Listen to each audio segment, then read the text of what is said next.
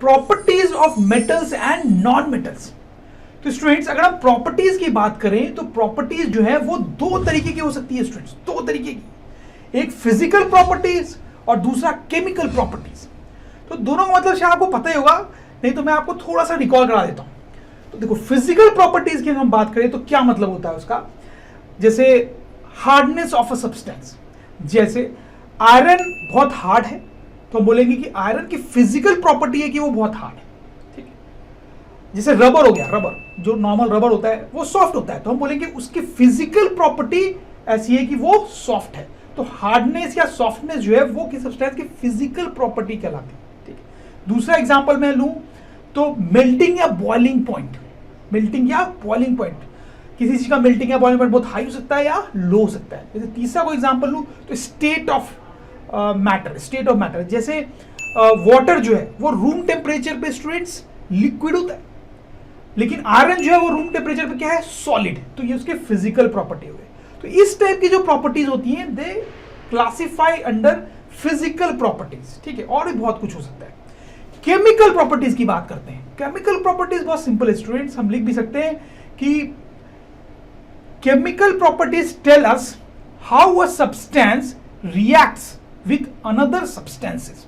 तो chemical reactions क्या होते हैं स्टूडेंट्स, ये तो हमें पता ही है, ठीक है। तो किसी सब्सटेंस की केमिकल प्रॉपर्टीज की अगर मैं बात कर रहा हूं तो मैं ये बात कर रहा हूं कि वो दूसरी चीजों से कैसे रिएक्ट करेगा, ठीक है। वो ऑक्सीजन से कैसे रिएक्शन करेगा, हाइड्रोजन से कैसे रिएक्शन करेगा, वाटर से कैसे रिएक्शन करेगा एंड सो ऑन। समझ रहे मेरी बात को स्टूडेंट्स, ठीक। तो यहां पर जो हम अभी डिस्कशन करने वाले हैं उसमें हमारा फोकस होने वाला है फिजिकल प्रॉपर्टीज, ठीक। तो let's put this heading, physical properties of metals and non metals, ठीक है। बाकी चीजों को हटा देते हैं यहां से।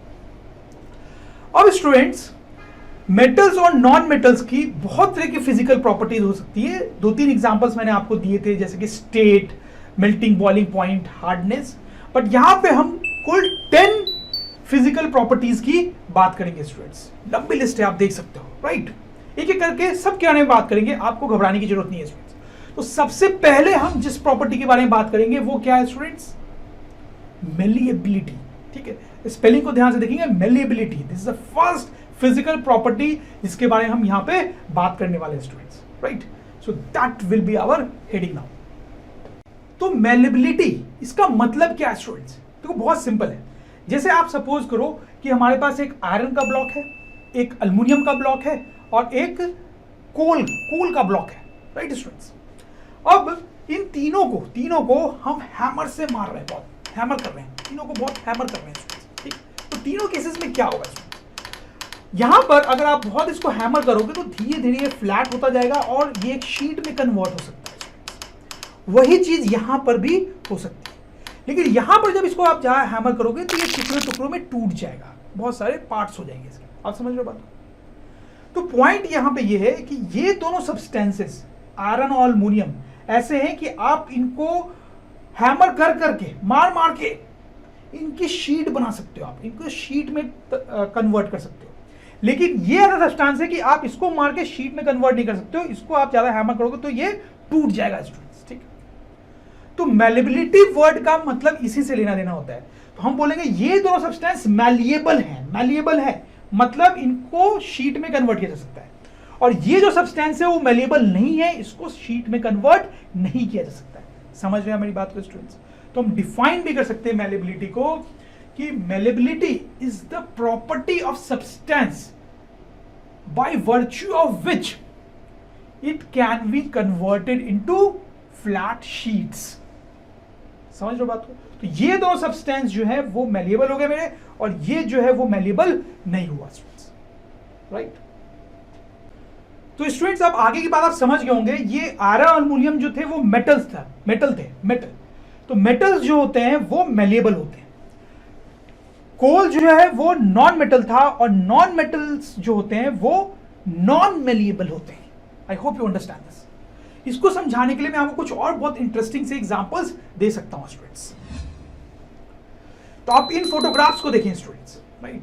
तो यहां पर ये टॉप फोटोग्राफ देखें स्टूडेंट्स। आप यहां पे क्या किया गया है, यहां पे एल्युमिनियम की शीट से ये कप बनाया गया है स्टूडेंट्स, राइट। तो ये ऐसा इसलिए हो पाया क्योंकि एल्युमिनियम मैलिएबल है, उसकी शीट बनाई जा सकती है, इसलिए उससे ये कप बनाया जा सकता था। लेकिन आप कोल से कोशिश करोगे तो ऐसा कप नहीं बन सकता है स्टूडेंट्स, राइट।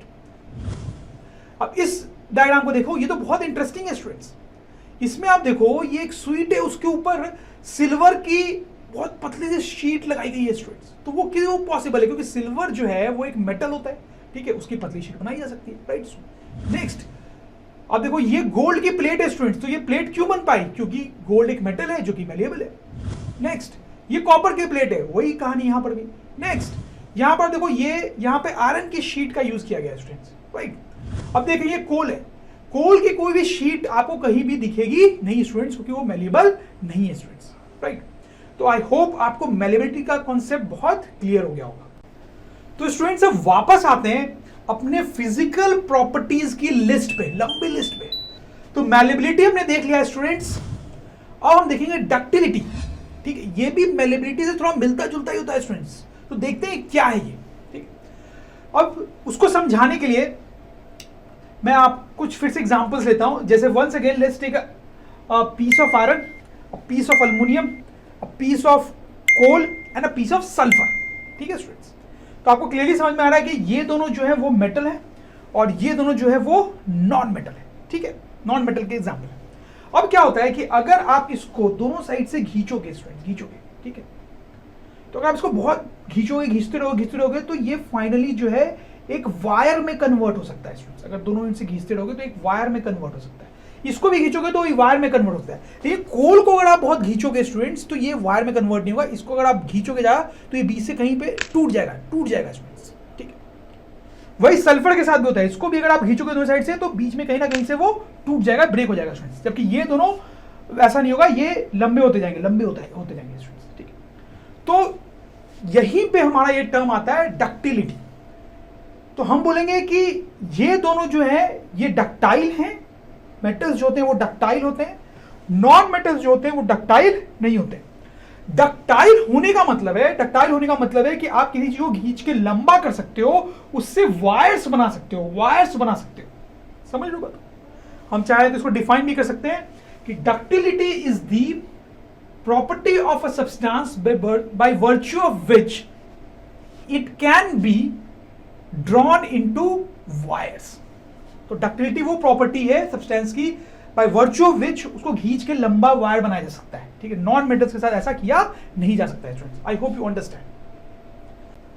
तो जैसे मैलेबिलिटी में मैंने आपको इंटरेस्टिंग एग्जांपल्स दिए थे, वैसे यहां पे भी हम इंटरेस्टिंग एग्जांपल्स देख सकते हैं students. Let's see these examples. तो आप यहां पर देखो ज्वेलरी में जनरली गोल्ड के वायर्स यूज होते हैं students, right. Gold is a metal. यहां आप देख सकते हैं कि आयरन के वायर्स बनाए गए हैं, उससे फेंस बनाई गई है। यहां पर आप देख सकते हो स्टूडेंट्स की कॉपर के लंबे लंबे वायर्स बनाए गए हैं जो कि इलेक्ट्रिसिटी में यूज होते हैं, राइट। तो आई एम श्योर स्टूडेंट्स कि आपको डक्टिलिटी समझ में आया होगा स्टूडेंट्स, राइट।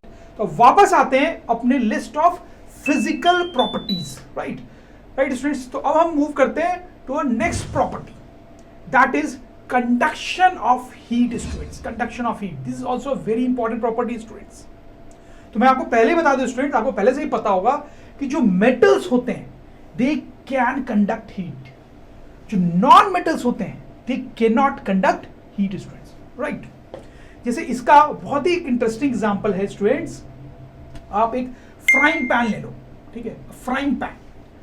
तो देखो ये जो फ्राइंग पैन है इसमें क्या होता है, आप कुछ खाना पका रहे होते हैं फायर पे रख के, ठीक है। तो इसकी जो ज्यादातर बॉडी है स्टूडेंट्स वो मेटल की बनी होती है, मेटल की। लेकिन यहाँ जो हैंडल है जहां पे आदमी इसको पकड़ता है वो नॉन मेटल का बना होता है, किसी भी नॉन मेटल सब्सटेंस का बना होता है। तो ऐसा क्यों होता है स्टूडेंट्स?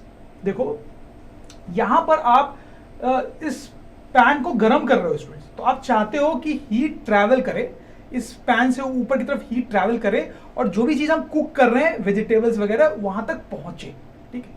तो इसलिए आपको यहां पे एक ऐसा सब्सटेंस चाहिए था जो हीट को कंडक्ट करे, इसलिए आप क्या यूज कर रहे हो स्टूडेंट्स? मेटल, राइट, ठीक है। लेकिन देखो अब स्टूडेंट्स ये मेटल है तो ये हीट को कंडक्ट करेगा, हीट इधर इधर इधर इधर आएगी, ठीक है। अब यहां पर आदमी ने पकड़ रखा है इसको, ठीक। अब आगे भी अगर मेटल होगा तो हीट ट्रैवल होकर आदमी के हाथ तक पहुंच जाएगी और आदमी को बहुत गर्म लगेगा स्टूडेंट्स, राइट। लेकिन ऐसा हम नहीं चाहते, इसलिए यहां पे नॉन मेटल यूज किया गया है जो कि हीट को कंडक्ट नहीं करता है। तो हीट यहीं पे आके रुक जाएगी, आगे कंडक्ट नहीं हो पाएगी। तो ये पार्ट अभी भी गर्म नहीं होगा, ये कोल्ड रहेगा और इसको सेफली पकड़ के हैंडल किया जा सकता है स्टूडेंट्स। समझ में आपको बात स्टूडेंट्स? तो आपको समझ में आया कैसे एक सिंपल से यूटेंसिल में स्टूडेंट्स फिजिक्स या साइंस का अच्छा यूज किया गया है। ये पार्ट कंडक्टर हो, ये जरूरी है, कंडक्टर ऑफ हीट, और ये पार्ट जरूरी है कि नॉन कंडक्टर ऑफ हीट हो, इसलिए नॉन मेटल का और ये मेटल का स्टूडेंट्स, राइट? समझ में आपको बात है स्टूडेंट्स? ठीक है, अब हम एक बड़ा इंटरेस्टिंग सा और एक सिंपल सा एक्सपेरिमेंट करते हैं। ठीक है, बहुत ही स्टैंडर्ड एक्सपेरिमेंट है, आपको हर बुक में दिखेगा students. Let us talk about this. तो यहां पर आप देखो इस एक्सपेरिमेंट सेटअप क्या है कि यहां पर एक बर्नर है हमारे पास, ठीक है, और ये एक रॉड है जिसको यहां पे क्लैंप किया गया है। ठीक है, ये जो रॉड है ये किसी कंडक्टिंग सब्सटेंस की है स्टूडेंट्स, ठीक है, जो कि अल्युमिनियम हो सकता है, आयरन हो सकता है, कॉपर हो सकता है, ठीक है, मतलब बेसिकली किसी मेटल का है। ठीक है, इस रॉड के एंड पे हमने कुछ नेल्स लगा दिए, 3 नेल्स लगा दिए। आप ऐसा सोचो कि वैक्स के हेल्प से, मोम के हेल्प से हमने उसको इस रॉड से अटैच कर रखा है। ठीक है, आप समझ रहे हो मेरी बात? यहां पे इस बर्नर को आप ऑन करते हो स्टूडेंट्स, तो क्या होगा, ये रॉड का ये वाला जो पोर्शन है जहां पे फ्लेम टच कर रही है वो गर्म होगा, गर्म होगा। ठीक है, अब ध्यान देंगे कि ये जिस मेटल का बना हुआ है वो मेटल है, सॉरी, ये जो सब्सटेंस का बना हुआ है वो तो मेटल है, and that is good conductor of heat, good conductor of heat. ठीक है, तो ये पार्ट, एक पार्ट गर्म हो गया, तो अब ये जो रॉड है हीट को कंडक्ट करेगी, तो ये हीट जो है वो धीरे धीरे आगे की तरफ जाएगी, धीरे धीरे आगे की तरफ जाएगी, धीरे धीरे आगे की तरफ जाएगी, आगे की तरफ जाएगी। ठीक है, तो क्या होगा, जैसे जैसे आगे की तरफ जाएगी, सबसे पहले आप देखो ये वाला नेल जो है वो आपका यहां से गिर जाएगा। क्यों गिरेगा? क्योंकि जैसे रॉड का ये वाला पोर्शन गर्म होगा स्टूडेंट्स, यहाँ की वैक्स मेल्ट होगी, और ये नेल को आपने वैक्स से लगा रखा था, तो ये नेल यहाँ पे गिर जाएगी। फिर क्या होगा, हीट और आगे जाएगी, तो अब ये वाली नेल भी गिरेगी, हीट और आगे जाएगी, तो ये वाली नेल भी गिरेगी स्टूडेंट्स। ठीक है, तो ये बहुत सिंपल सा एक्सपेरिमेंट है, आप इसको करके देख सकते हो, मैंने भी किया है, ऐसा होता है स्टूडेंट्स। तो ये एक्सपेरिमेंट हमें ये दर्शाता है कि कैसे हीट जो है एक इंच से दूसरे इंच तक जा रही है धीरे धीरे। समझ में आ रही है आपको बात? राइट स्टूडेंट्स, फाइन स्टूडेंट्स, तो आपको बात समझ में आई होगी। इसमें एक और चीज मैं आपको बता सकता हूं कि हमने ये पढ़ा है कि मेटल्स जो है they are good conductors of heat. ठीक है, तो मेटल्स तो बहुत सारे स्टूडेंट्स, गोल्ड है, सिल्वर है, आयरन है, अल्युमिनियम है, और आप नाम बताएं, कॉपर है, दे आर सो मेनी। लेकिन उन सब में से सबसे अच्छा कंडक्टर ऑफ हीट कौन सा है स्टूडेंट्स?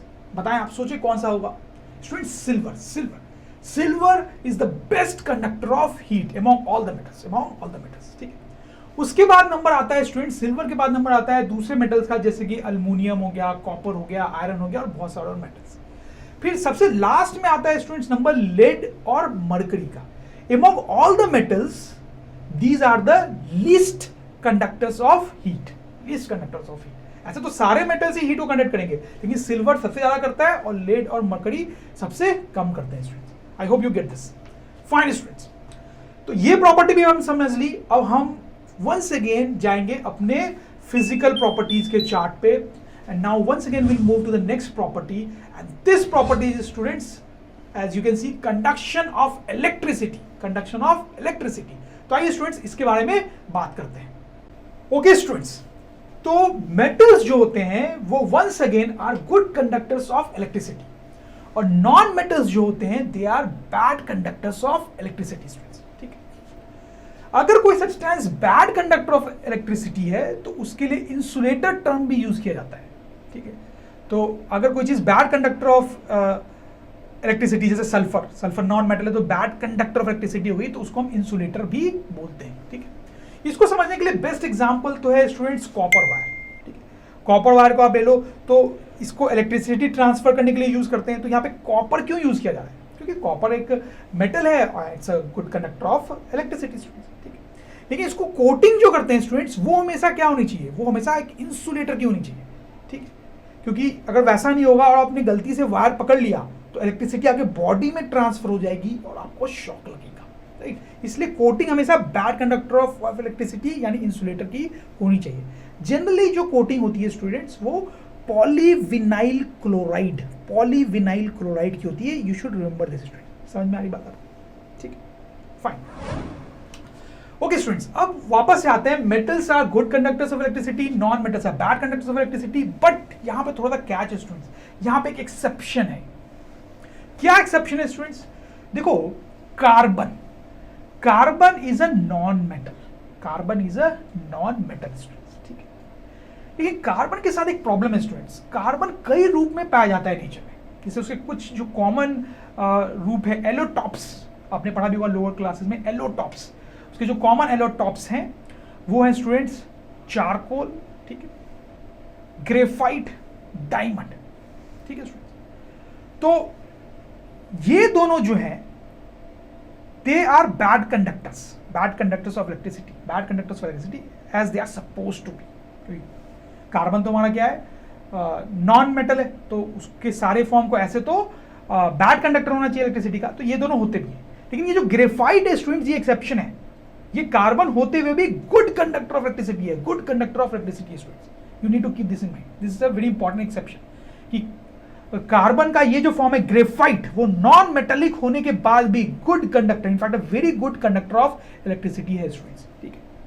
समझ में आ रही आपको बात है स्टूडेंट्स? फाइन।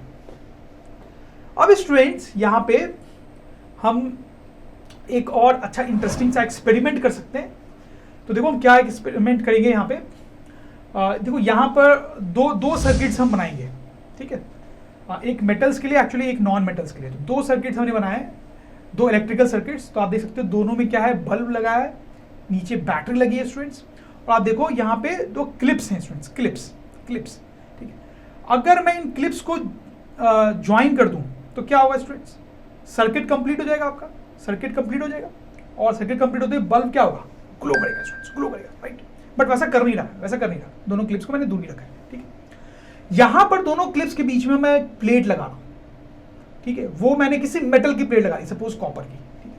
और यहां पर जो मैंने प्लेट लगाई वो किसी नॉन मेटल की लगा दी, सपोज करो सल्फर की, ठीक है, सल्फर की प्लेट लगा दी, ठीक है, येलो रंग की।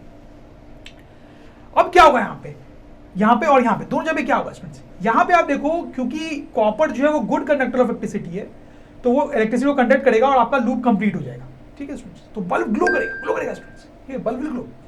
लेकिन यहां पर क्या होगा स्टूडेंट्स, सल्फर जो है वो तो बैड कंडक्टर है, तो वो तो इलेक्ट्रिसिटी कंडक्ट कर नहीं पाएगा, तो आपका जो लूप है वो कंप्लीट नहीं हो पाएगा, सर्किट जो है वो कंप्लीट नहीं हो पाएगा, और जो बल्ब है that will not glow students, वो ग्लो नहीं करेगा। I hope you understand this, ठीक है। तो ये छोटा सा एक्सपेरिमेंट ये प्रूव कर रहा है कि यहाँ पे आपने जो भी कनेक्ट किया है, फॉर एग्जांपल कॉपर, वो गुड कंडक्टर है इलेक्ट्रिसिटी का, और यहाँ पे आपने जो भी कनेक्ट किया है मतलब सल्फर, वो बैड कंडक्टर है इलेक्ट्रिसिटी का, ठीक है। आपको जो भी चीज टेस्ट करनी हो वो आप यहाँ पे लगा के देख सकते हो, ठीक है। जैसे आप अगर ग्रेफाइट लगाओगे, ग्रेफाइट की प्लेट बनाओगे तो क्या होगा, बल्ब ग्लो करेगा, राइट स्टूडेंट्स, ठीक है, राइट स्टूडेंट्स। अब स्टूडेंट्स यहाँ पे एक और बात करते हैं कि हमने पढ़ा कि metals are good conductors of electricity.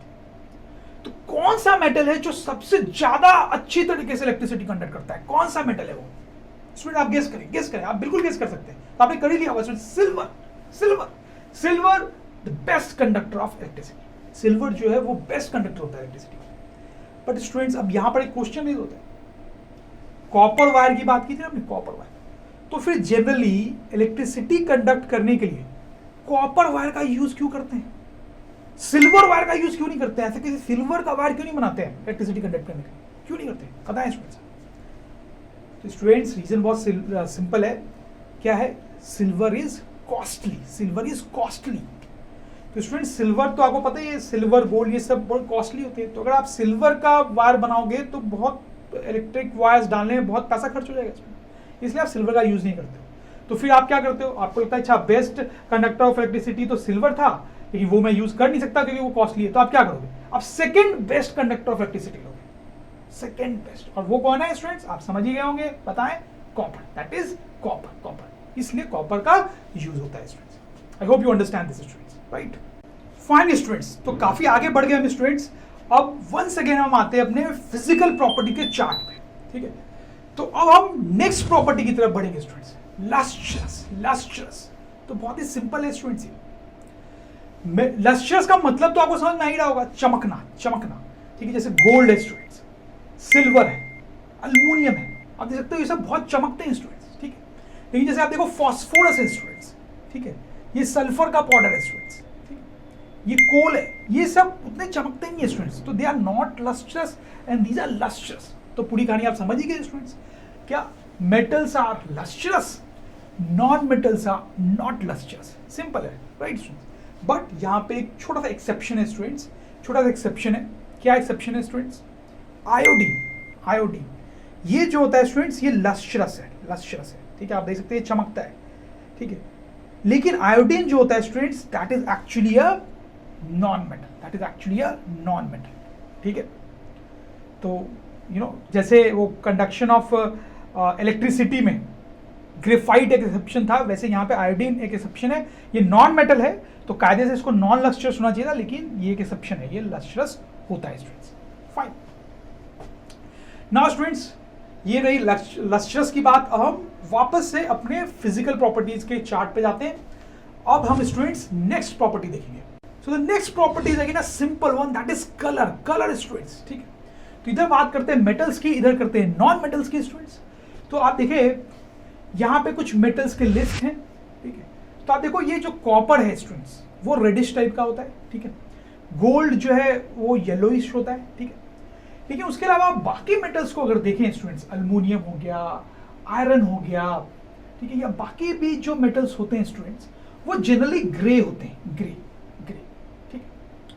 तो इन दोनों मेटल्स को छोड़ के बाकी जो मेटल्स होते हैं जनरली दे आर ग्रे। तो हम लिख सकते हैं metals are generally grey in colour, ठीक है स्टूडेंट्स, ठीक। हाँ ये दोनों थोड़े अलग है, ठीक।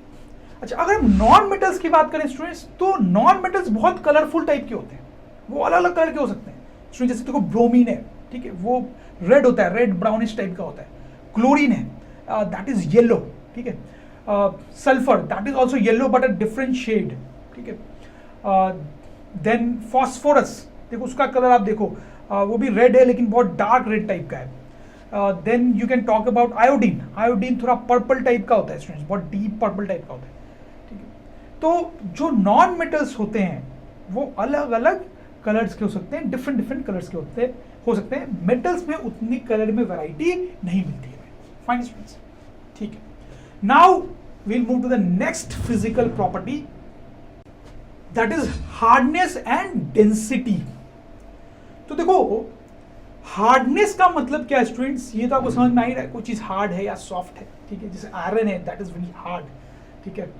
एंड रबर जो होता है वो सॉफ्ट टाइप का होता है। वुड जो होता है वो जनरली उतना हार्ड नहीं होता है, ठीक है। डेंसिटी का क्या मतलब है? तो डेंसिटी और हार्डनेस बहुत रिलेटेड टाइप की चीज होती है। अगर कोई चीज हार्ड है तो उसकी डेंसिटी भी ज्यादा होती है। डेंसिटी ज्यादा होने का मतलब क्या है? देखो हाई डेंसिटी और एक लो डेंसिटी का एग्जांपल लेते हैं। हाई डेंसिटी का मतलब ये है कि देखो कोई भी सब्सटेंस जो है वो बहुत सारे मॉलिक्यूल्स या एटम से बना होता है स्टूडेंट्स, ठीक है। तो अगर उसकी डेंसिटी हाई है तो मतलब वो मॉलिक्यूल बहुत पैक्ड होंगे, उनके बीच का स्पेस बहुत जो है कम होता है, लेस स्पेस। और अगर डेंसिटी लो है तो वो जो पार्टिकल्स है उनके बीच में जो स्पेसिंग है वो बहुत ज्यादा होगा स्टूडेंट्स, ठीक है।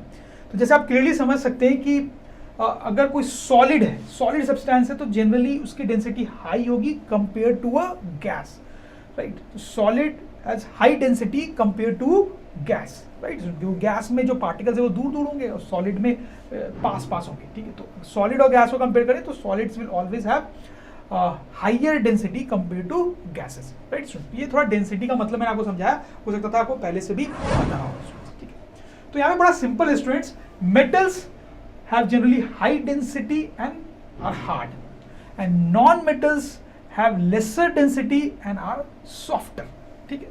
कहने का मतलब स्टूडेंट्स कि अगर आप आयरन की बात करो तो वो मेटल है, ठीक है, मेटल है। और यहाँ पे आप सपोज करो सल्फर की बात कर लो, ठीक है, ये नॉन मेटल हो गया। तो ये कंपेरेटिवली बहुत हार्ड होगा और डेंसिटी भी हाई होगी। ये कंपेरेटिवली उतना हार्ड नहीं होगा, थोड़ा सॉफ्ट होगा और डेंसिटी भी कम होगी, ठीक है। तो समझ रहे हो आप, मेटल्स की कहानी अलग है और नॉन मेटल्स की अलग है, ठीक है। बट यहाँ पे भी एक एक्सेप्शन स्टूडेंट्स, एक्सेप्शन, जैसे सोडियम एंड पोटाशियम, ठीक है स्टूडेंट्स, ये दोनों बहुत हार्ड नहीं होते हैं, ये सॉफ्ट होते हैं, सॉफ्ट। मतलब एक नाइफ से काटोगे ना आप स्टूडेंट्स को, नाइफ से तो कट जाते हैं। तो ये हार्ड काम। आप सोचो आयरन है, आयरन को आप नाइफ से काटोगे तो कटेगा क्या? कभी नहीं कटेगा स्टूडेंट्स। ये दोनों नाइफ से कट जाते हैं, मतलब ये सॉफ्ट है स्टूडेंट्स, ठीक है। तो क्या लगता है आपको, ये मेटल्स है या नॉन मेटल्स है स्टूडेंट्स? ये मेटल्स हैं स्टूडेंट्स, दीज आर मेटल्स, ठीक है। तो ये एक्सेप्शन हो गया, मेटल्स होने के बाद भी उतने हार्ड नहीं होते हैं स्टूडेंट्स, सॉफ्ट होते हैं, डेंसिटी भी इनकी कम होती है। I hope you get the point students, right. Fine students, अब हम आते हैं अपनी नेक्स्ट फिजिकल प्रॉपर्टी पे, राइट। तो now melting and boiling point students.